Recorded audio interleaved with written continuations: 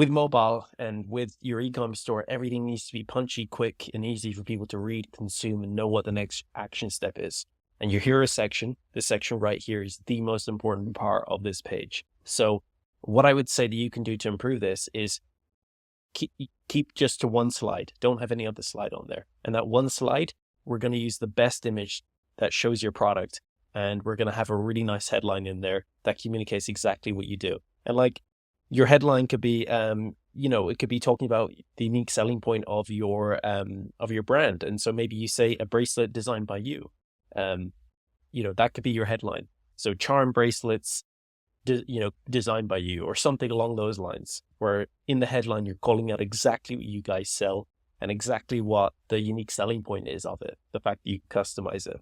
So that needs to be communicated in your headline and also in the image that you use. This image back here is nice, but again, it's just like your hero section, it needs to have a strong headline, maybe a supporting sub headline. So like a line or two that kind of, expands upon the headline, dives in a bit deeper. And then a clear button, like a clear call to action button that will say, customize my bracelet, or get my bracelet, get my charm bracelets, or shop charm bracelets, something like that, and then that button will either scroll them down to this section or redirect them to like the product page. Or instead of having a sub headline, you can literally just list 3 bullet points.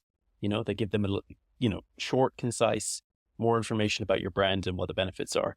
This I have a problem with, right? Because you're expecting people to like scroll down and understand the process. I get what your process is, but this needs to be, okay, so I guess there's going to be 2 parts to this audit. The first part of this audit is what I've just mentioned on your hero section.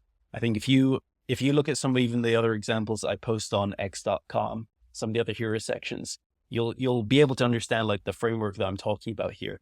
Really strong headline. You know what? I'll even pull up something here. So I think it might be more visual. Let's go to services. You can see down here, these are some, really simple but optimized hero sections that we've done for some brands. Like this one with Anthros, 3 words is their headline. And then we got 3 bullet points, and then we got a call to action button. That's it.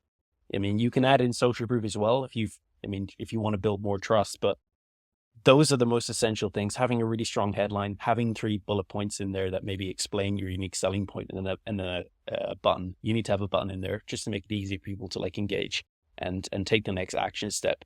So I would honestly take a look at this, see if you can model this on your store, and that will definitely get you some better results here. The next part of this audit is going to be looking at your order form here, because I can already see how we can simplify things for people.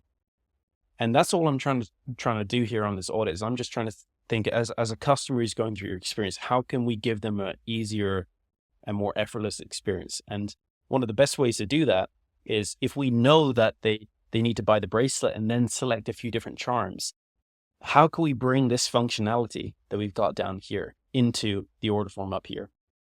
And so maybe it could be something like they choose the color option, and then there's another option underneath that's choose your charm. And they can select 1, or then they can select 10. They can select how many different variations that they want. Now, that's something that you need to kind of like dive into on how the functionality is going to be set up. But that's the principle. The principle is, how can we make it super easy for people to actually get that? And I'm actually just thinking, because you're offering the bracelet for free, is there a different way that we can position this to make it even more appealing to people?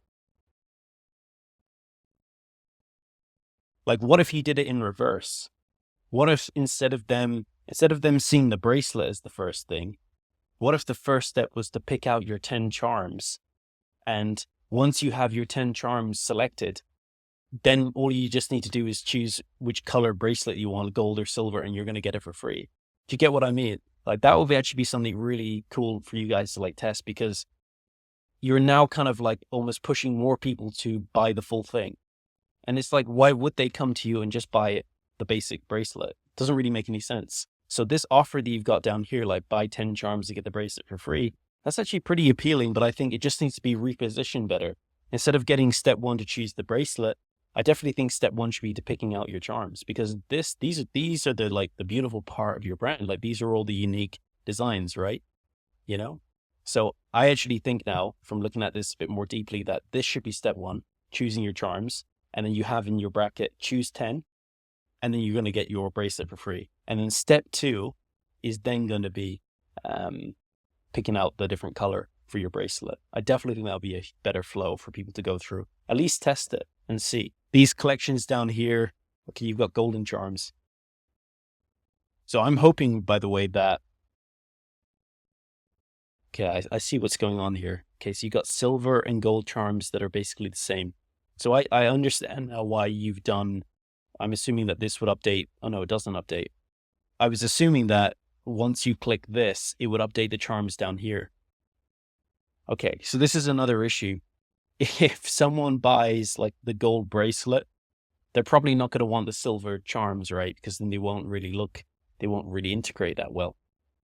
So I think, okay, it's funny. It's like the flow for this is pretty simple, but we just need to, like, the way my mind is working is like, how are you going to set this up on the back end so that it's easy for people? Like right now, I think it's a little confusing.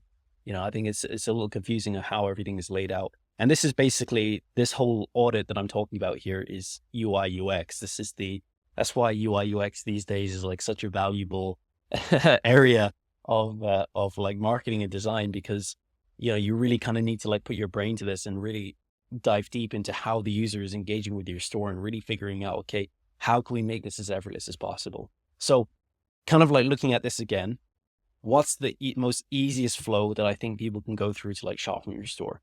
I definitely think the first step is them picking out the charms, so that should be the first step. And then you can basically say that when they select the bracelet, it should really update the charms that they've selected to whatever color that they want, because then that would make the most sense, right? Unless you're going to tell me that actually some people do have a silver charms on a gold bracelet and they like it.